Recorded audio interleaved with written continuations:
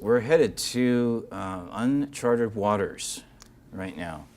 Yes. There's two elections now, and I think what we're seeing because of how things have unfolded in the 2016 election, that a lot more people are engaged. So I'm seeing more and more people actually talking about the fact, oh, there actually is a 2018 election. Yeah.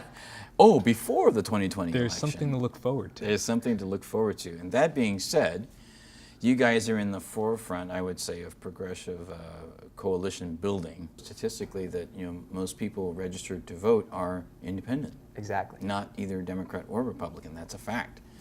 And Brandon, now you started to touch upon what the Socialist Party, well, actually, it's not a party. The Right. Socialist Organization is about.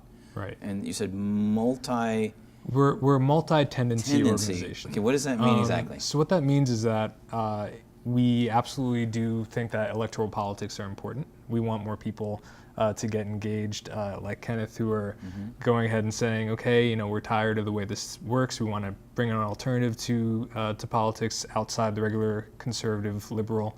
But also the idea that we have to be engaged with actual activism, with pressuring politicians outside of elections, and actually building real education around ideology. So we're putting forward something that's different from regular neoliberalism or conservatism, something that's actually truly progressive. And truly progressive and even terminology, like the word socialism. Right. Older generations still are not comfortable with that in this country. Right.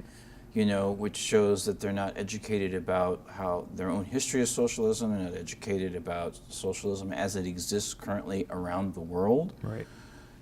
So whereas the millennial generation, on the other hand, they're very open to it. Like if you saw a clip on CNN in the town hall with Nancy Pelosi and that wonderful policy student from NYU, Trevor Hill, which went viral on the internet. And he's now one of ours. And he's so now, you sent him a membership application, right? Yeah, he was sent a free membership from Yeah. Democratic Socialists of America, Yeah. and I think he's going to be a great ambassador for DSA. And that's the kind of activism that we need, to put a human face to it, to step outside the box, and not go with the usual way of doing things and say, okay, this is off script, but I'm going to do this. Right. And do it live, and you create the best teaching example that can possibly be created, because it forces someone to be human in that moment, to go off script and reveal the truth, and then give somebody something to think about. Right. What basically are your strategies going forward in what you do, not only in your coalition building, but in putting that message out there that there are alternatives to establishment ways of thinking and doing things? Yeah, Kenneth? Right, like what Brandon said, one thing that the local Green Party here is doing is we're actually out there in the community. We're out there in Skid Row doing meals, giving blankets. We're out there in Boyle Heights talking to people who are going to get kicked out of their homes because a new developer is going to build an apartment next there. We're out there, marching and rallying against deportation, and or Black lives, when they get shot by police. We're out there in the community, and you don't sort of see that. And when they're like, oh my goodness, you're actually a Green Party member. Yeah. You actually are different than what we've seen. And I think right there it sort of, gives them that human experience that there's actually hope out there, and then there's another option. So that's sort of what we're doing. We're really getting out there, not only through electoral politics. I think electoral politics is second to what we're doing. The first things we're doing is movement building, because like any change could happen only through movements, and so not through me, not through one person. And that's how we're doing it. And Brandon, let's go back to you.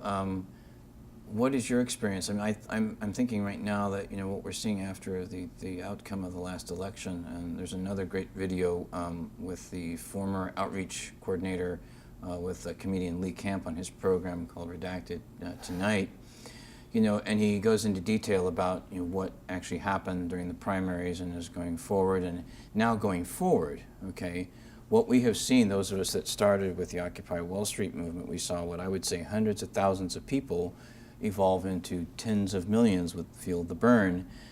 Now we have no way of knowing, because it seems like now that sort of energy is everywhere. Right. When you go into social media, and even the mainstream media can't ignore it anymore, or at least the fact that it's going on. They might ignore the amounts of numbers of people that are out in the streets.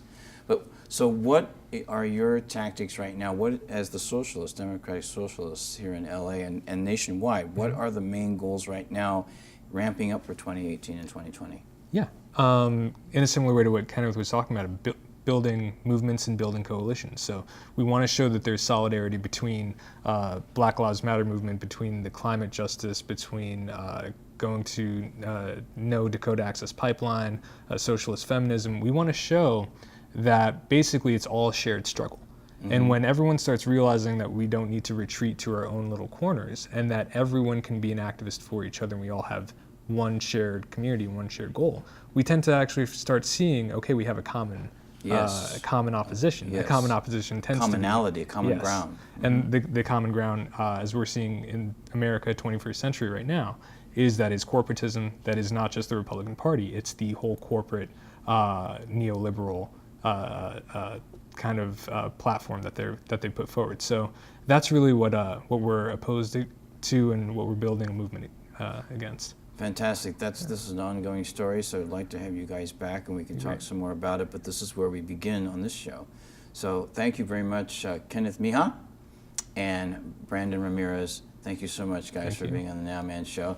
This is Nice Wonder, and you've been watching the Nowman Show.